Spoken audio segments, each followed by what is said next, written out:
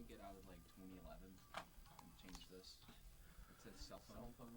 Cell phone. It should be like mobile or something like that for anything Okay. that's I not have to cell work phone. on this thing. It's just not jiving. Yeah.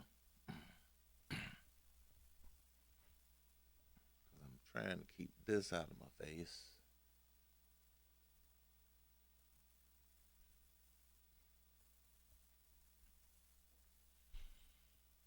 Okay. Getting warm in here with the light.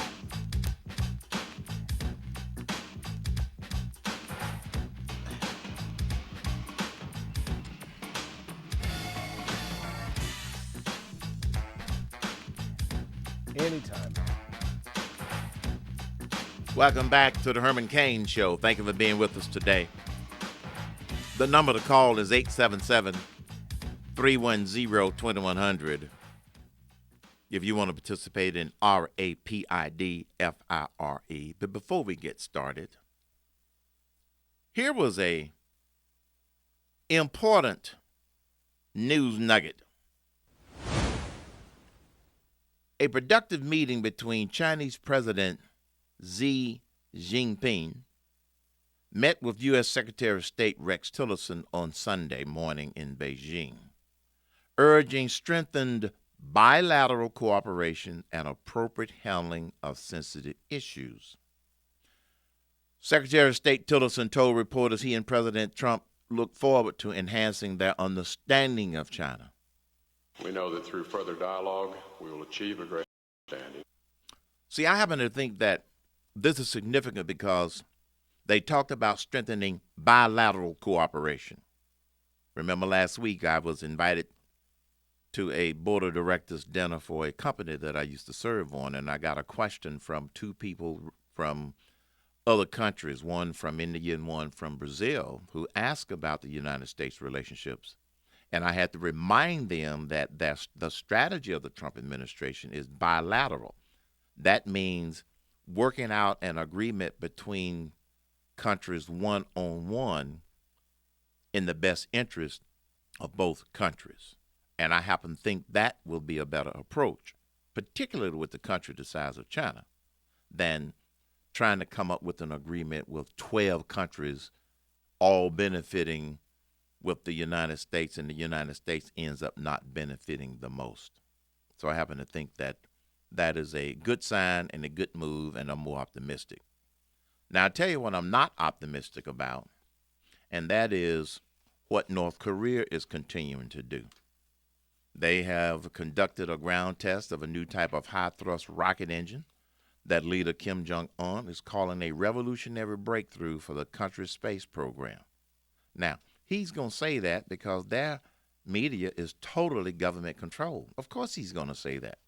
But what concerns me the most is that he's not acting logical or rational. And my biggest concern personally is he's going to do something stupid.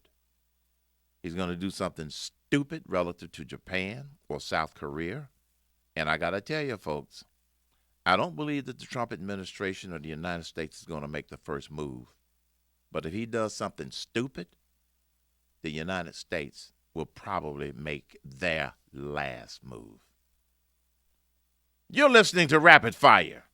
How many callers? How much information can Herman squeeze into the next 20 minutes? Watch him go, Kimosabi. This is Rapid Fire every day with Herman Cain. Hello, Hollis. You've got a minute on Rapid Fire. Thanks, Herman. It's a pleasure to be on the show. Thank you. A lot of this campaign has been about anti-establishment. Paul Ryan is one of the leading faces of that, in my opinion, and as many Trump voters' opinions as well. And I'm concerned about the speed at which we're moving in this health care bill and the distrust that I still have for someone who has said so many things that I don't want to say on the radio about Donald Trump during the election process. Right.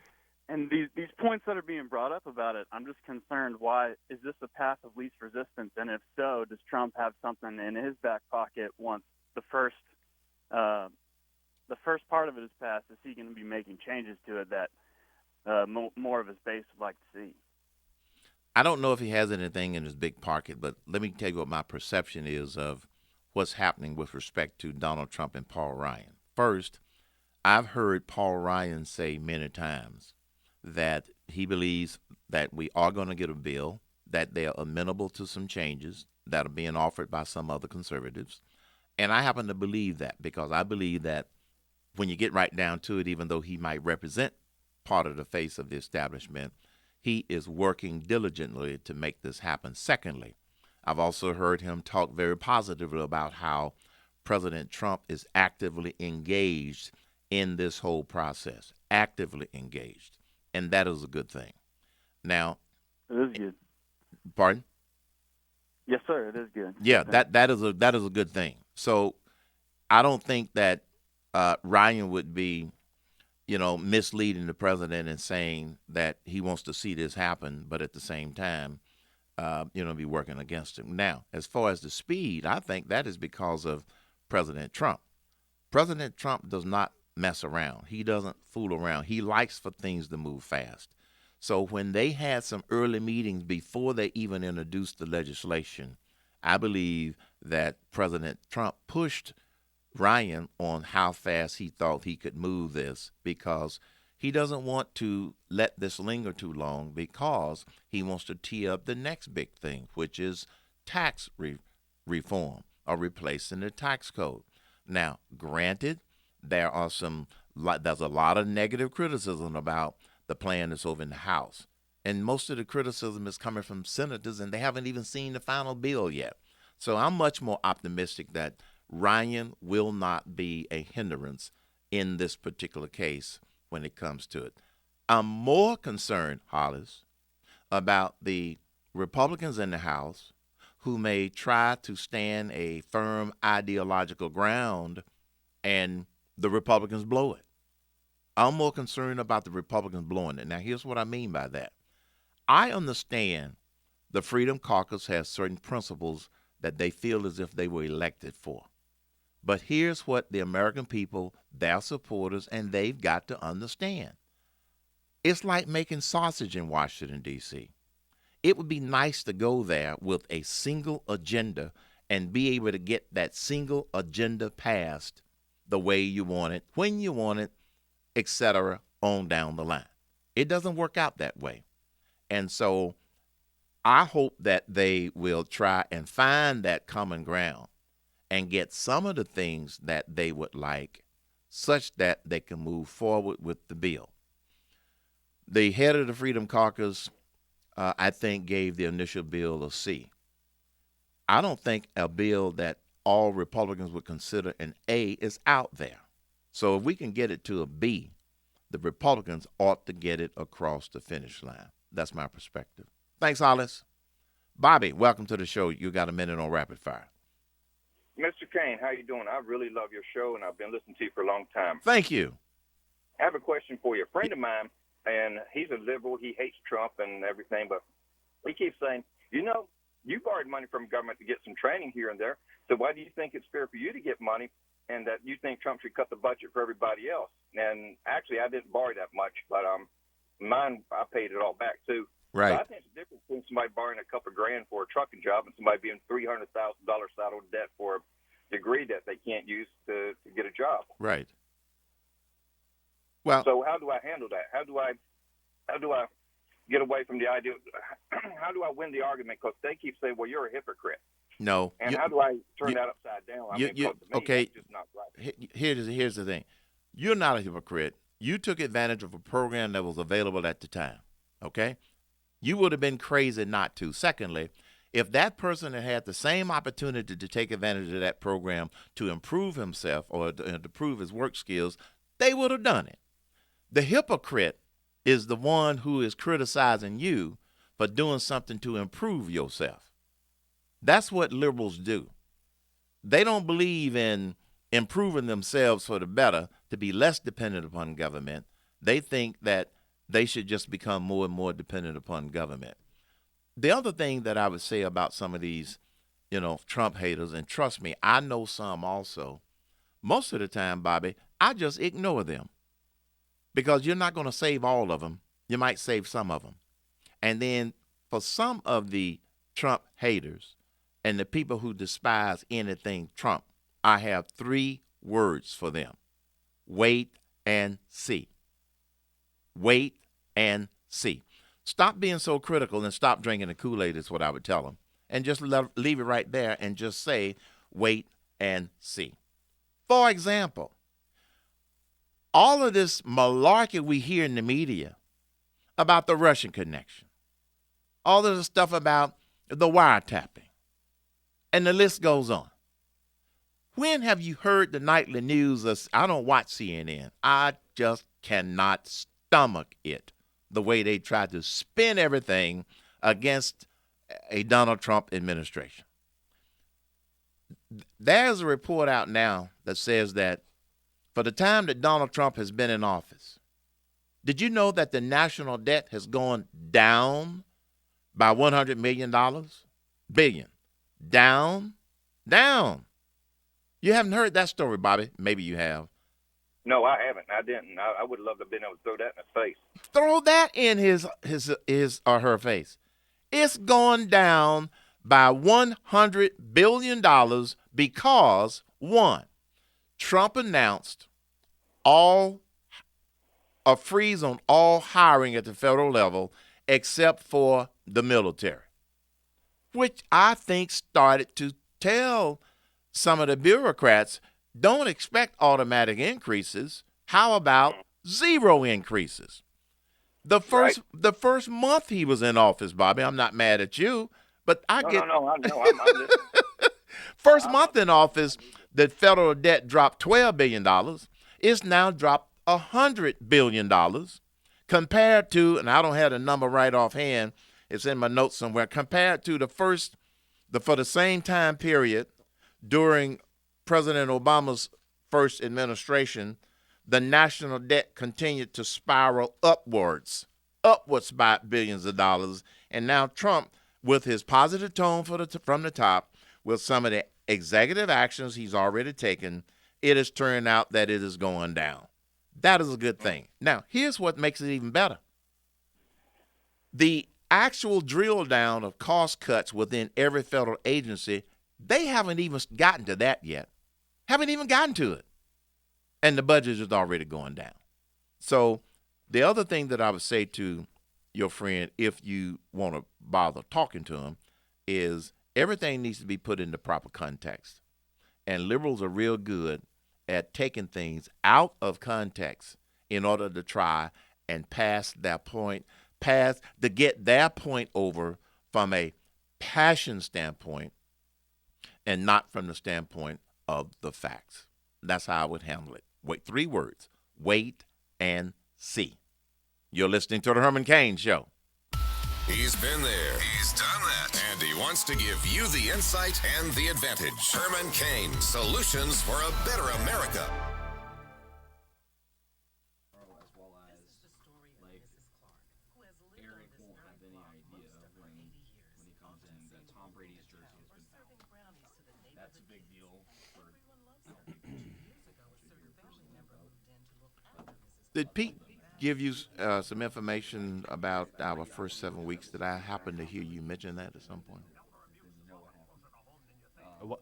Say again? Did Pete give you an update on our ratings for the first 7 weeks of the quarter?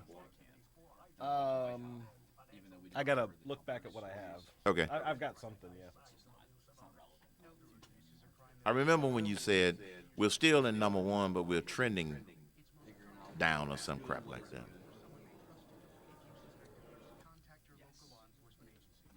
Well, I'll show you what we have.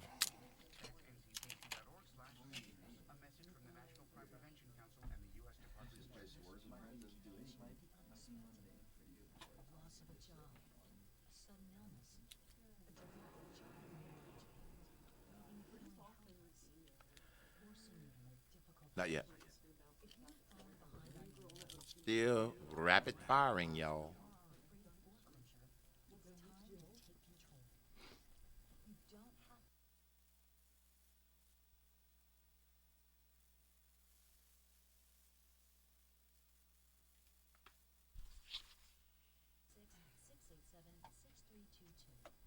visit mortgagehelpnow.org, the National Foundation for Credit Counseling.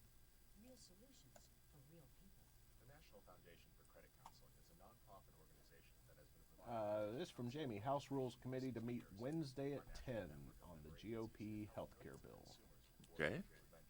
NFCC member agencies are approved by the U.S. Department of Housing and Urban Development. Circle that day on your calendar with a red marker. Ooh. They're constantly on the shop floor, and they've been bugging me at home to support the union. But guys, it's not gonna happen. Nothing's gonna change. About assembly union drive at that factory down the road. Union officials actually agreed to block a pay raise in order to get the company to help them recruit new members. I thought our We need to pass it so we can tax all those old people. Yes. That's true, but union officials can still keep us from negotiating our own employment terms if the unions voted in. I just feel like we should be the ones that get So, to choose. Herman, are you gonna talk about Ted Cruz and Rand Paul in the next hour? What can we do? A little bit. Okay. Interesting that they're taking sides like that. They haven't even seen the bill yet. How stupid. It's like they're trying to kill it.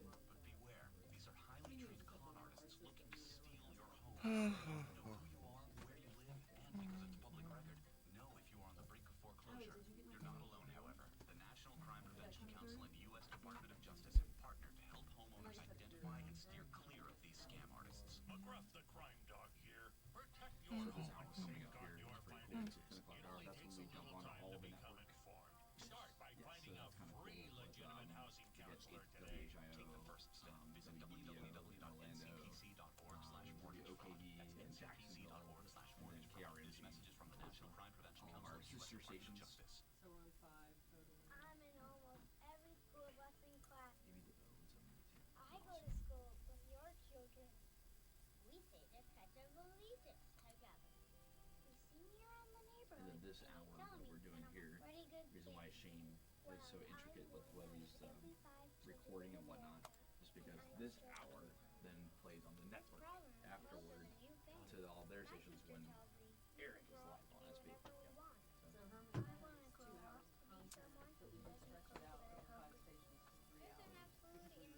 Well, it's all benchmarks, yeah.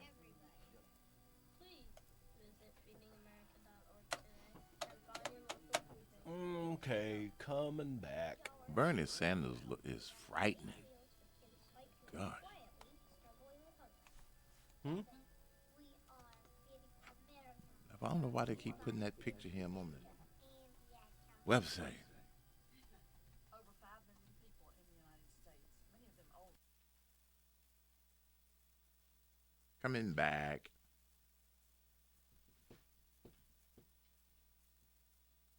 Melon is eating again. Melon is opening her little goodie bag to eat.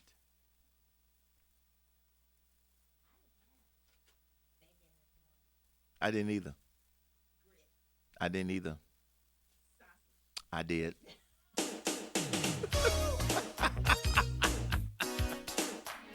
I did.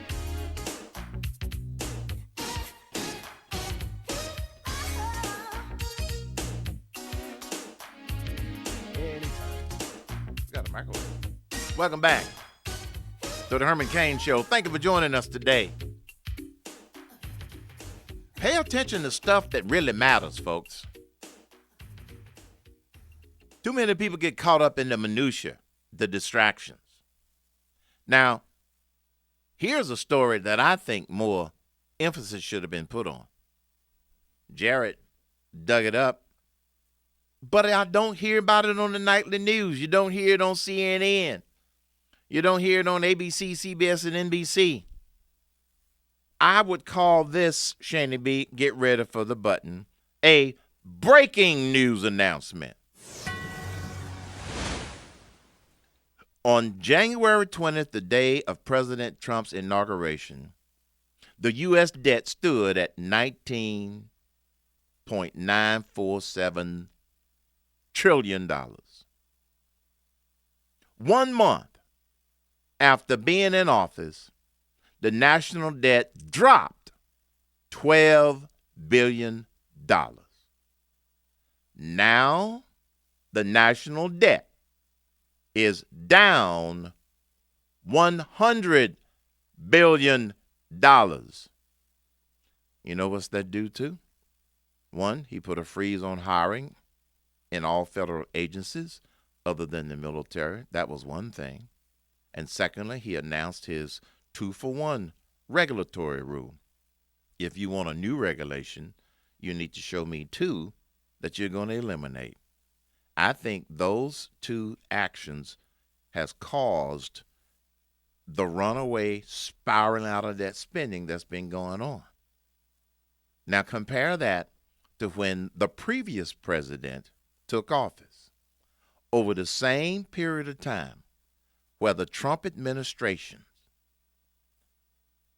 has impacted the national debt in terms of expectations being down $100 billion, the previous administration over the same period of time went up by more than $400 billion.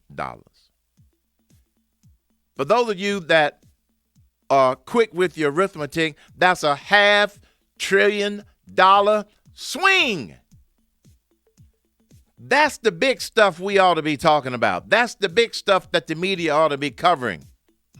But they're not covering, folks. You want to know why? They want you to wallow in the little stuff. You're not going to do that on the Herman Cain Show. And you won't do that if you go to HermanCain.com. You just might learn something.